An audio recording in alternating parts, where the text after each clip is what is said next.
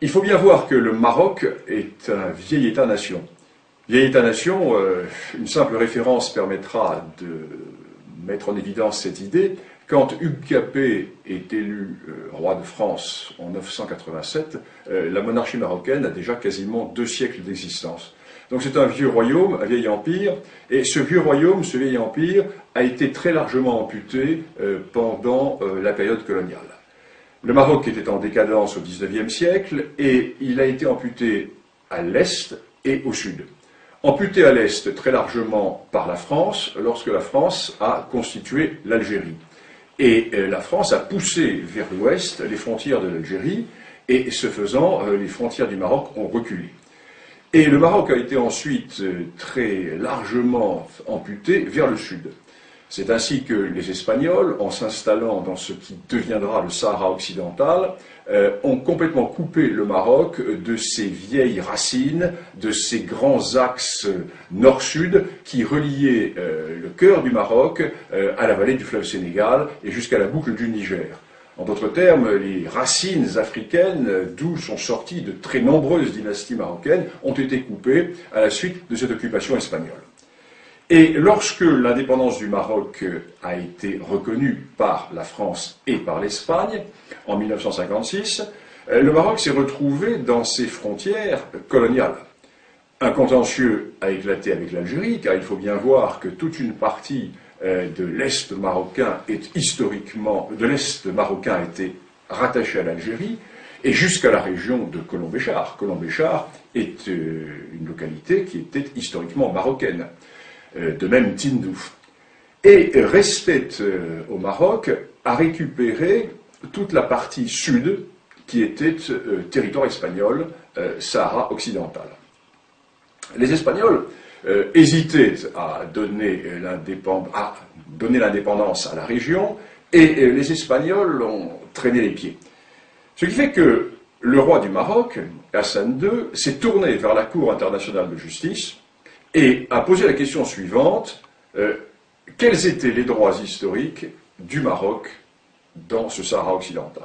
En effet, les Espagnols voulaient créer la fiction d'une entité sahraoui de façon à créer au sud du Maroc un État totalement artificiel, mais qui, pour survivre, devrait se tourner vers Madrid.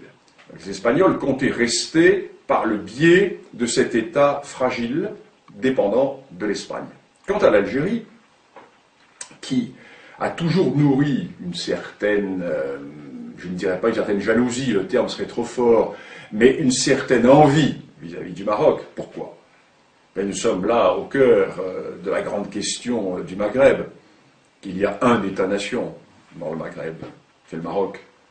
La Tunisie également. Mais l'Algérie n'a jamais existé. L'Algérie est une création française. Lorsque la France arrive en Algérie, l'Algérie est une dépendance turque, totalement dissociée. Historiquement, il n'y a pas de nation algérienne. Il y a certes un royaume de Tlemcen, il y a certes des entités ici ou là, mais il n'y a pas d'État algérien. Et l'Algérie a toujours nourri vis-à-vis du Maroc une sorte de complexe d'infériorité.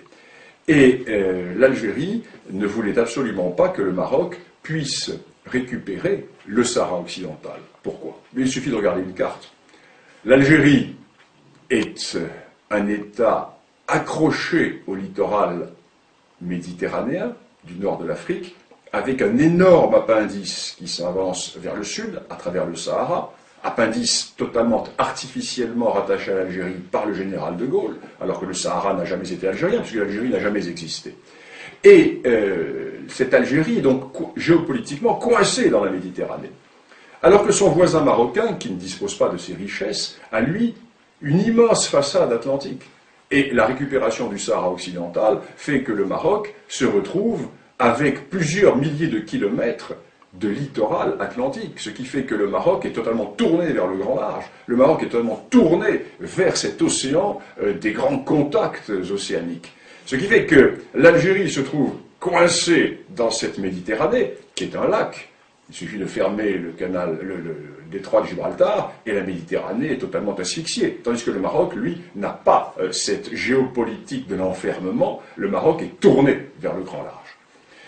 Donc, l'Algérie va soutenir la position espagnole, qui est de créer une entité artificielle, un État artificiel sahraoui, qui permettrait à la fois à l'Algérie d'avoir une sorte de débouché vers l'Atlantique, et qui permettrait au Maroc de maintenir, à l'Espagne, pardon, de maintenir une certaine position dans la région.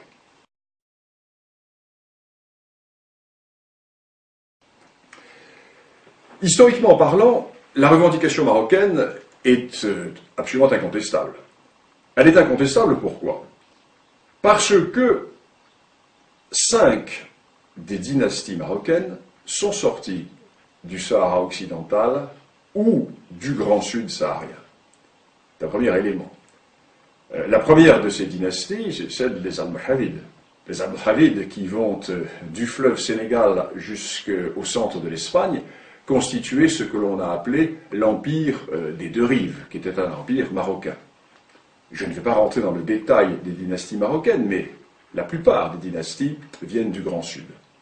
Deuxième élément, nous avons les réalités qui étaient les réalités économiques et politiques. Toute la vallée du fleuve Sénégal, la vallée du fleuve Niger, la boucle du Niger, était tournée vers le Maroc. N'oublions pas qu'au XVIe siècle, Tombouctou était une ville marocaine. La prière à Tombouctou était dite au nom du sultan du Maroc. Le pachalik de Tombouctou était un pachalik marocain.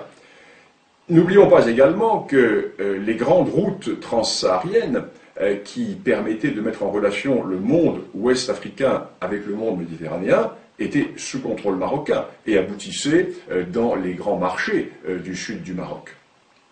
Nous avons toutes ces réalités qui font que lorsque le roi Hassan II a déclaré qu'en récupérant le Sahara occidental, le Maroc renouait avec les racines d'un arbre dont les feuillages sont tournés vers la Méditerranée, le roi du Maroc avait une image qui était très belle et qui était tout à fait réaliste et qui montrait bien ce qu'était cette réalité. Alors le problème est que en Europe, nous avons toujours cette vision européocentriste, européocentrée, et nous avons également la déformation de l'histoire immédiate. Il est évident que dans les années 1890, lorsque se posa la question marocaine, le Maroc était en état de décadence, en état profond de décadence, et il n'était pas en mesure d'exercer sa souveraineté sur l'ensemble de ces territoires du Sud.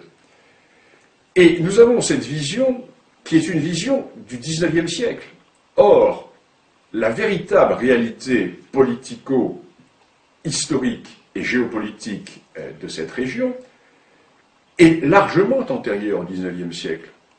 Ce qui fait que si nous faisons un peu d'histoire, et c'est l'intérêt de cette discipline, si nous faisons un peu d'histoire, nous constatons que, par le passé, le Maroc, effectivement, avait des droits qui s'étendaient, j'allais dire, bien au-delà du Sahara occidental, qu'il a récupéré depuis 35 ans, car, sans déplaire à nos amis mauritaniens, nous devons également reconnaître que la Mauritanie n'a jamais existé, et que la Mauritanie actuelle a été, du moins dans sa partie nord, très largement une dépendance marocaine jusqu'au début du XIXe siècle, puisque les émirs des tribus du nord de la Mauritanie étaient investis par le sultan du Maroc. Alors nous sommes là dans une réalité tout à fait intéressante qui fait que le Maroc, puissance continentale, se retrouve être une puissance maritime.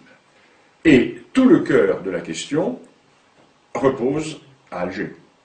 Car il n'y a de question du Sahara occidental que parce que l'Algérie n'accepte pas, elle n'ose pas le dire ouvertement, tout simplement parce que l'Algérie n'accepte pas de voir que son voisin occidental, que son voisin marocain, se retrouve doté d'atouts géopolitiques considérables qui vont faire, dans le siècle à venir, le Maroc va avoir un rôle tout à fait déterminant dans la géopolitique de cette partie de l'Afrique, alors que l'Algérie, en dépit de ses richesses découvertes par la France au Sahara, n'est qu'un État enclavé dans cette Méditerranée qui n'est qu'une sorte de grand lac Léman par rapport à cet océan Atlantique qui est la mer de contact avec tous les océans du monde.